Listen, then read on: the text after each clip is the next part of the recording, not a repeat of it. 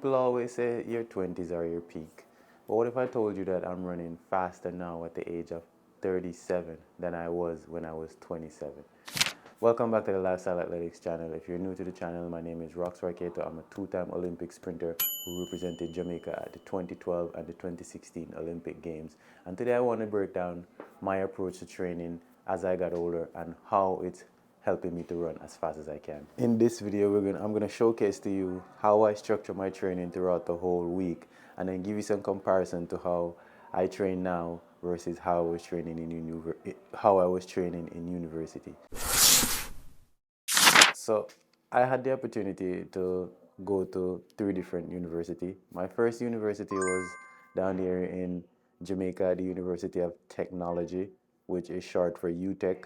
When I went there, Asafa Powell had the world record, Bridget Foster was a world champion, Shelly Ann Fraser was an Olympic champion, and multiple Olympic champions were there. It was Melaine Walker. It was so many Olympic champions and Olympic level athlete in one camp. So the mindset was outwork everybody, right? Because if you go into a camp and you see people like that at that caliber, you as a young athlete, you're going to be like, okay, how can I come here and outwork everybody and show everybody that I have what it takes to get to the next level?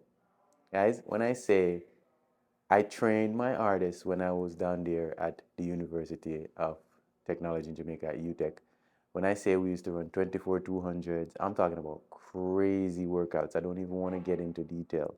Crazy workouts. Like when I look at those reps now, I'm like, wow, I can't believe I did that. And the fun fact is I didn't run super fast. Like so the fastest guy in the camp was a guy called Markino Buckley. He was like a 48-second guy, right? And I used to be outworking Markino Buckley in training.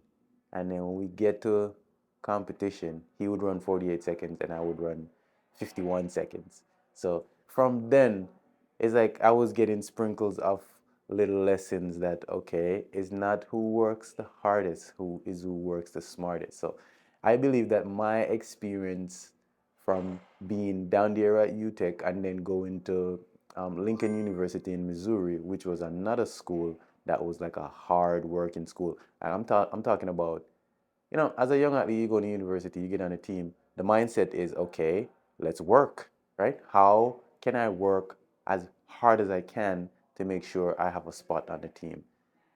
This coach used to have us in spikes by November. We used to be in spikes sprinting hard. So you could just imagine how many injuries. My first major injury that I received was down there at Lincoln University, where I went there as a 400 meter hurdler, but I had some speed, so I ran a 200 and he liked what he saw, and I ended up qualifying for nationals in the 200 and hurting my hamstring at the NCAA national championship, right? It was up there in Albuquerque. I remember it. I ran off the turn in the 200, felt my hamstring. Never felt nothing like that before, because before that, I've never had like a major injury. When I say I tore a complete tear, glute hamstring tear, all from that overtraining, that hard work, right? And I say this to say that the mindset is not always who works the hardest. The mindset is what works for you. Can you figure out what works for you, or does your coach know you as an athlete, or is it just blanket everybody, one size fit all, and if you fall to the wayside, well, it's up to you, you're doing something wrong, right? That's what we're going to tackle today. So I'm going to show you guys how I train on a daily basis, how I think about training, my mindset towards training, and how I structure my training throughout the whole week to be running faster now than I'm running faster now than when I made my first Olympics, guys. Take that in. Granted, the event has moved on. Like the event has moved up, because when I made my first Olympics, I ran 49.0 to make the Olympic team, right? And 47.7 was the winning time at the Olympics. I remember that because it was Felix Sanchez 2012. You guys should go check that race out, because Felix Sanchez was an older athlete too. And it shows you that there's athletes out here who have figured out how to train and take care of their body and get more out of the sport, instead of thinking that sprinting is a young man's sport. Right? Everybody think that the fastest guys are in their 20s, and you cannot get faster as you get older. And I could pull up so many athletes who have gotten better when they've gotten older. And I could show you the opposite of side of the coin. Athletes who ran faster when they were extremely young, and now when they're older, they can't run fast. And take me back to university days. When I was in university, I didn't understand the concept of recovery, like body metrics. When I say body metrics, I mean being at a certain body weight, maintaining that body weight to use that to train more consistently. Maintaining your body metrics, you're able to remain injury free, train more consistently, and your body is performing at its optimal point, if that makes sense. I didn't know anything about this stuff. Like, these are things that I've learned over the years, like how to train recovery, how to take recovery more seriously, instead of me just running my reps, leaving the track, eating some food, going to bed, and then waking up the next day repeating. I actually train recovery. So I I strategically train throughout the week and interject recovery during the week, if that makes sense. And then there's specific days when I'm actually just focused on recovery. Right? These are things that you're not taught in university. These are things that as an athlete you have to do research and learn. Right? The good thing about it is a lot of athletes now are sharing more of their journey. So you get to see what athletes are doing in Europe, you get to see what athletes are doing in China, you get to see what athletes are doing all over the world. So then it gives you a different perspective and even a contrast, because you're like, okay, I'm doing this and they're doing this and they're getting this type of result. Maybe if I tweak it a little bit, maybe I could get a little better result. And there's more research out here now on the importance of recovery and how to recover. There's more tools for recovery, right? Like back in my day, there was no Normatec boots, right? There was no now they have one that can go around your ankle. There was none of this stuff when there was no massage gun. Like, this is all new technology that you can implement into your training to help you to perform at your best. Speaking of massage gun, today I'm going to show you guys my favorite little massage gun that I've been using for the longest. Again, guys, you could purchase this from the link in my bio. I think they have a sale right now. I'm pretty sure there's a discount code in there as well. But if you're looking for just a simple yet effective little massage gun, price effective massage gun that you could travel with, it's easy to travel with. Look how small it is, guys. Look at this. Right? And it's just as powerful as any of your high-tech big massage guns. Does the same thing. I've been using it now for a long time. Very easy to use. It's just screw in, just like that. Right? And if you guys know, this is the Q2 massage gun. This is a mini massage gun, Q2 mini massage from Bob and Brad. You can find it on Amazon. The link is in my bio. Very simple. Plug and play, press and play, just like that, guys. I love this piece of tool. Guess why? Because it lasts so long. Like, I'm pretty sure the last time I charged the battery was probably like a month ago. And I use this every day in training. When I say the battery life is so good, and you can adjust the pressure. It's not overwhelming, but it's just as effective as any other machines out there. So things like these is why I've been recovering so well, right? Because after training, it's nice to get a little flush out. And if you are somebody like me who don't have access to like a massage therapist all the time, like a machine like this is perfect, right? Because you can use it at your own time. And if you're ever like at home, like for example, I'm at home and I'm in bed and I feel a little bit of like tightness in my hamstring, I just grab this and just start working on the tightness right away, right? Little things like that is how you improve as an athlete. So guys, if you guys are interested in the Q2, link is in the bio. Go check it out. You won't regret it, man. It looks small, but it's so sturdy. It's like a sturdy. Once you hold it in your hand, you're gonna feel it. It's like built. It's like quality. Now, it's not too heavy. Built quality right here. Regular charger port right here. Right? Regular charger port right here. It has a fan up at the top. Very easy to use. It comes with multiple heads. One of my favorite heads on here, let me show you guys one of my favorite ones. So this is my favorite one. This is a heat pad or a cool pad, right? So same way like how you would plug in any other one of the heads, right? Only thing is, say for example you want to do a little bit of like you want to get like a little bit of tension out of your muscle. It's tight, right? Right? You want to get a little bit of tension out of your muscle. Hold on, let me come to this side. So for example, you want to get a little bit of tension out of your muscle. You want to get some blood flow going. You just turn the heat on, right? Boom, you just turn the heat on, and there's two levels to the heat too. Boom, this is the level one, this is the level two. So when you see it's red, that's the level two. And guys, you're getting a nice heat on here while you're getting your massage. Right? While you're getting your massage, you're getting a nice little heat on here. This is amazing, guys. This is like heights of technology right here. When I say this, the things like this is what's pushing the sport along, because if the faster you could recover and the better you could recover, then you could train more, right? So it's tools like these that help you with training. So whether you want the heat feature or you want a little bit of the cold feature, both of them are on here, and you have two levels. So if you guys are interested in this little tool right here, go check out the description in this video and go purchase it on Amazon. Now let's shift to my 30s.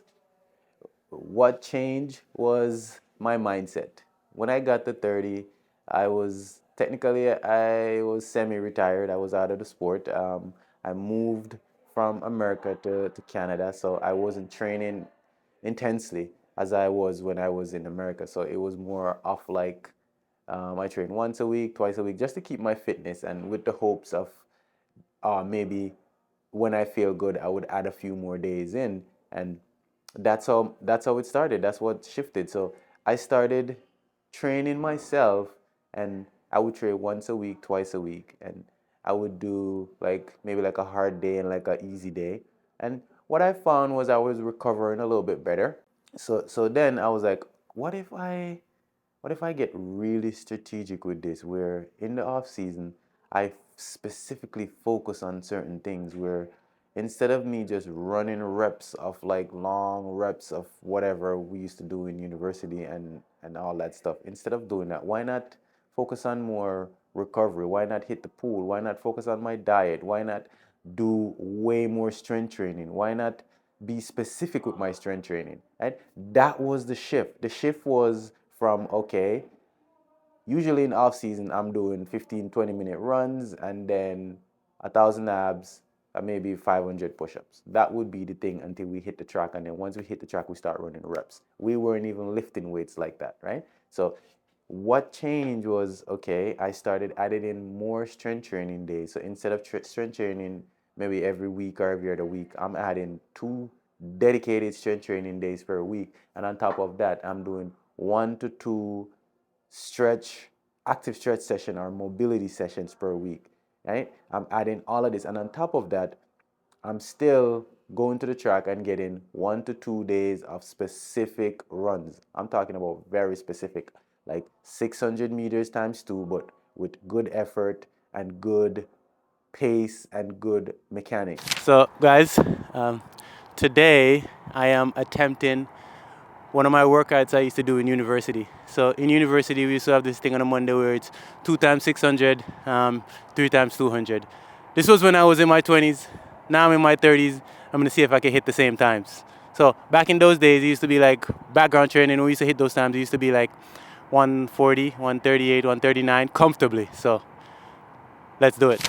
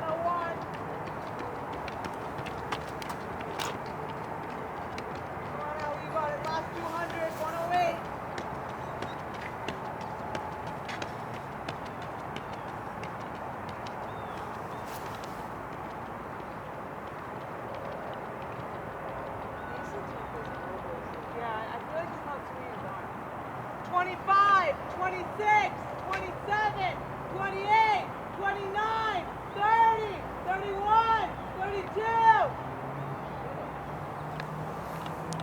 32. The second one was faster than the first one. I say this to say that I am a living testament that you could age gracefully if you take care of your body, right? Because the time I ran today is what I was running in university. I'm talking, this was like 10 years ago. Actually, if anything, I feel more smoother now. I don't know what I felt like back in the day. I can't remember, but all I know is 2 600s, and first one 137, second one 132, 131, and they both feel pretty easy. And I'm not doing nothing different. All I'm thinking about is making sure I'm taking care of my body, you know, feeding my body proper food. One thing I could work on is sleep. Bubble your body, feed it up that bass. Then we would add some hill sprints with good effort, good mechanics, and we're not going no further than 200 meters. This is something else I was not doing a lot of in university. Where I went to university, there was not a lot of hills, so we weren't running a lot of hills. But I find that since I started implementing stuff like this into my training, I've been improving. And the goal with the hills is not to go too high with the incline, and you don't want to go too far up the hill either. Like the sweet spot I find is 200 to 150 meters if you're doing a little bit of just conditioning work. If you're gonna do raw speed, it's like 10 to 20 meters. That's about it. That's all you want.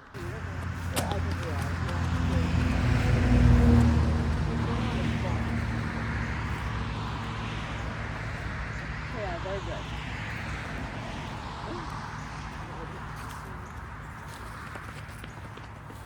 Turn on you? Or no?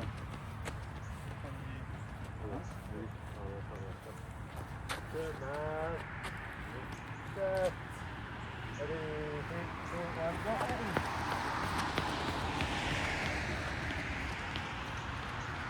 After that, I would add in some specific stuff, like some acceleration stuff. Because back in the day, I never used to do acceleration. I don't remember ever doing 30s in background work. And now I add things like those to reinforce sprint mechanics, to train those fast twitch muscle fibers and keep training them. Even though I'm in my sneakers, I'm still training those type of fast twitch muscle fibers. So when the season starts, my body's not new to it, right? Because you don't want to overload your body too much at once. You want to gradually build up and pick up your intensity as the season approach. And that is the mindset I've been taking. By taking a little bit from everybody and learning from everybody and understanding my body a little bit more, I'm able to do these things to help me to get the results that I want.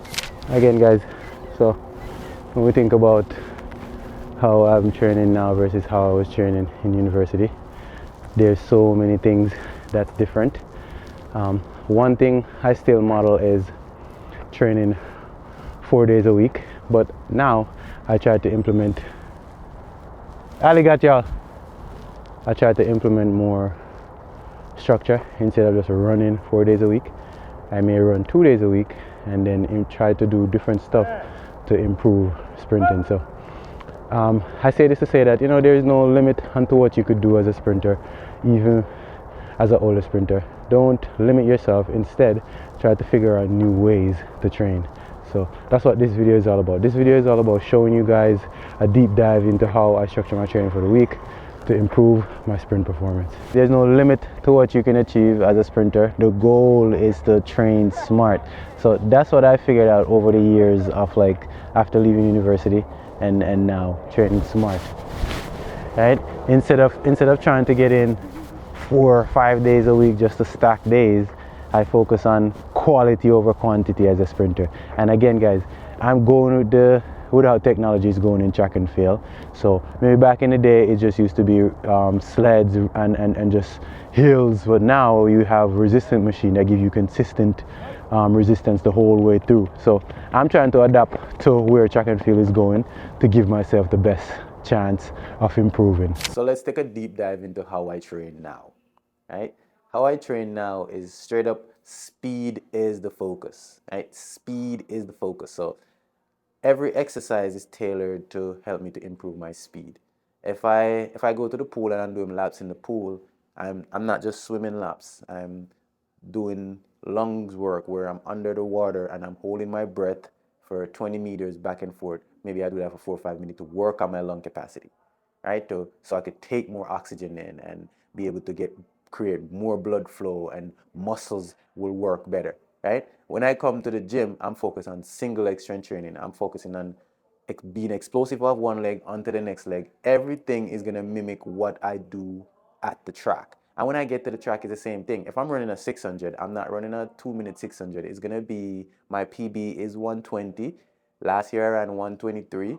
My reps are gonna be close to max effort. So it's gonna be 2 reps of 130, right? Not slow reps. That's the goal. The goal is speed. That is the main focus. That is the main thing that I've changed over the years. And I find that I got faster when I started focusing on, instead of trying to go long, I start by trying to balance it out. One thing I've done too is redefine strength training. Typically, strength training is, you do some back squats, you do some deadlifts, you do some hamstring curls, some Nordic curls, some cleans, and then boom, you get ready for the season. You always see it on Instagram or on the internet. Right as January comes around, you see all the athletes posting their max clean PB and all this stuff, and they drop the bar and they're like, you always see, just look out for that. You always see that, right? But what my approach was, or what my approach is focus on single leg strength training. Every exercise need to mimic what I'm going to do at the track. I know for me, I have really strong legs, so I could load my legs a little bit more. So when I go in the gym, I'm lifting heavy, right? But it's not for deep squats, it's for quarter squats. I'm lifting heavy, but it's not for regular deadlift, it's for split stance deadlift to teach me to push out of that position. I'm lifting heavy, but it's for step ups, it's for lunges, stuff like that, right? I'm not just blindly going in the gym and lifting weights. And one thing I've learned too is to go with where the technology is going, because right now there's machines out here that's a whole gym. Like for example, the ISOFIT machine. It basically, I didn't know what isometrics was up until 2 years ago, right? And the minute I found out about that, it was like a light bulb that clicked, because I could implement isometrics into my training all year round. And the beauty about isometrics is it's your own body weight, time under tension, and you are not going to be sore or fatigued, because guess what happened? You're only working, like I could do a whole isometric workout in 10 minutes.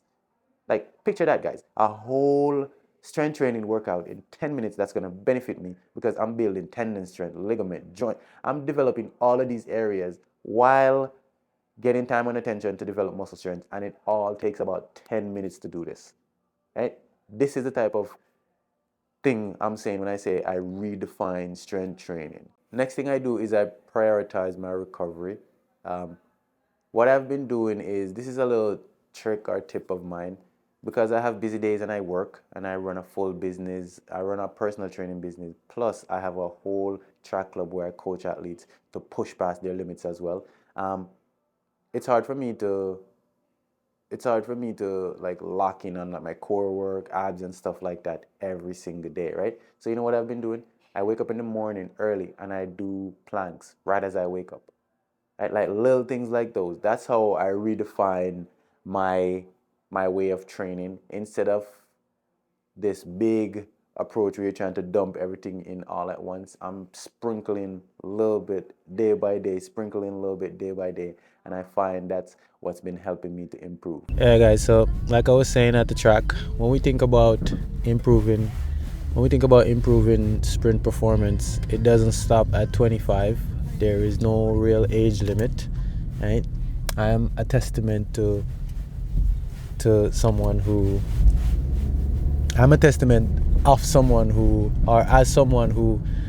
has improved with age, right? And how I did it is by getting very intentional with my training. I don't just go to the track and run a sprint training just to say I did it.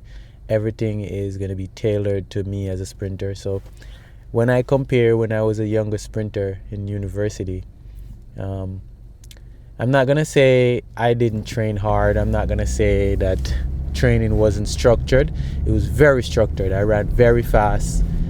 But the things I'm doing now, I wasn't doing them in university, right? And I challenged myself to try one of my workouts that I did in university, and it was actually not as hard as I thought it was going to be. I thought it was going to be very challenging. I thought, I'm going to be out of breath, out of shape.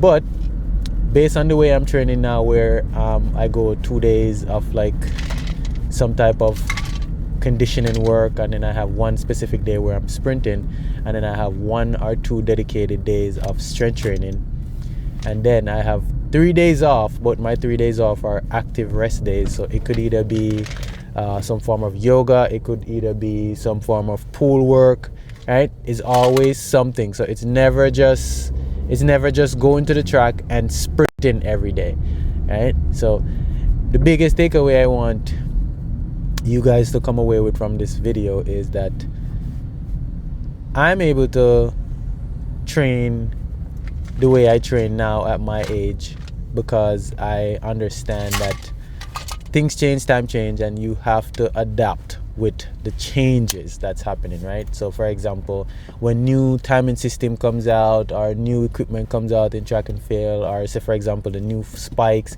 you have to adapt to all of these things. Don't just lock in on the old school mentality and think that because this worked in the past, that means like the new school stuff that won't work, or it doesn't matter. All you need to do is just grind it out and keep on doing the same old stuff, and you're trying to get a different result. So that is my 2 cents right there. And I just want to motivate younger athletes or older athletes in general. Don't lock yourself into one type of way of training, right? If you've been doing something for a long time or training a certain way for a long time and it worked, but now it's not working, it doesn't mean that you have to quit or you have to give up. What you should do is try something different, right? Maybe look at what your strengths are, look at what your weaknesses are, and try something different. Right? That's what I did. I know my strength is my cardio is very good. My conditioning is very good. I'm not gonna say I'm the fastest, but what I've done is work on my speed, right? I've taken time to improve my acceleration, my max velocity.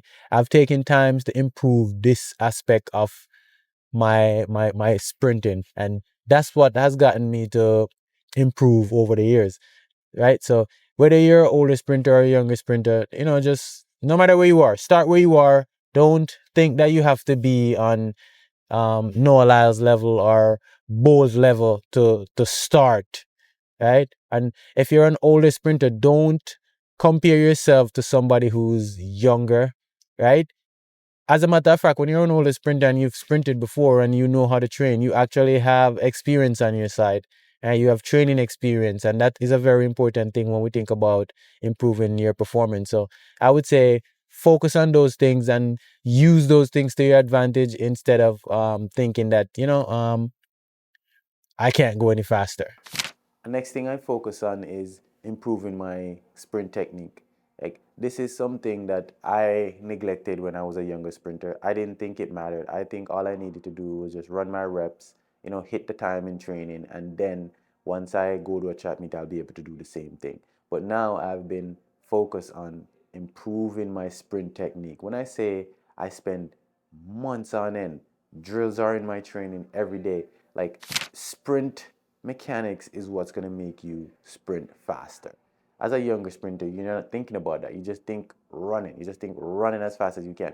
The reason why I post a lot of sprint drills on my training on my YouTube channel is to teach you guys or show you guys the importance of always working on your sprint drills, and don't think you have it all figured out. There's always room for growth. Like, I am 37 right now and I'm running faster now than when I was in my 20s, and I didn't get there by not trial and error and testing things out and see if it works. I'm telling you right now that if you do not spend the time and work on your sprint form, if you are an athlete who think you know everything and you're looking at other athletes, comparing yourself to other athletes, you're never going to improve. Your goal is to find a coach, i.e., like myself, right? And speaking of that, I do offer online training programs. If you guys are interested in training with me, let me know, right? How you let me know is by clicking on this video, click the description. There's an email address in the description. You click on that email address and send me an email, and serious inquiries only, guys. But back to what I was saying. You find a coach and you make sure your coach is credible. Make sure they're doing what they say they can do, right? And you have to lock in and trust the process. Don't think you know everything. Don't get up. That's another thing that I've learned over the years too as an athlete. You have to be coachable. You have to get up, and if you're training with a coach, you have to listen to your coach. You have to be coachable, right? Sure, you're free to give your input on certain things, but if you decide to work with somebody or work with a coach, you have to be coachable. You cannot think you know everything. You cannot be questioning the coach's program unless the coach is giving you some crazy workouts. Then sure, right? That's why I try to educate you guys so you guys could have a baseline of how a program should be. Last thing I want to leave you guys with is, it's not done yet. I'm not done yet. I'm still tracing more PB. I still think I have a lot more left in the tank. And with you guys' help, I'm pretty sure I could get there. So if you guys want to see more videos like this where I'm breaking down how I train and sharing methods of training. With the channel right now, we're almost at 100K, and the goal is to get to 100K. Once we get to 100K, I'm going to shift things up a little bit where I'm going to get really ultra focused and trying to provide even more information to you guys, right? I'm going to be coming to you guys with way more informative videos, guys. This is just the tip of the iceberg of what the value of the Lifestyle Athletics YouTube channel could be. So if you guys are new to the channel, remember to like and subscribe. Remember, guys, there's no other YouTube channel like the Lifestyle Athletics YouTube channel. This is the one true sprint channel on YouTube. Every other channel don't have a real sprinter on there. Every other channel is some random guy, or even if you have an athlete who has a channel, it's all entertainment. This is straight up educational videos, guys. So I hope you find value from this video, and until the next video, it's Rockstar Kato here, and I'm out. Oh yeah, remember to like and subscribe. Like, subscribe, guys. Like and subscribe. 100K on the way. Also, we're doing a giveaway, so make sure you stay tuned for that.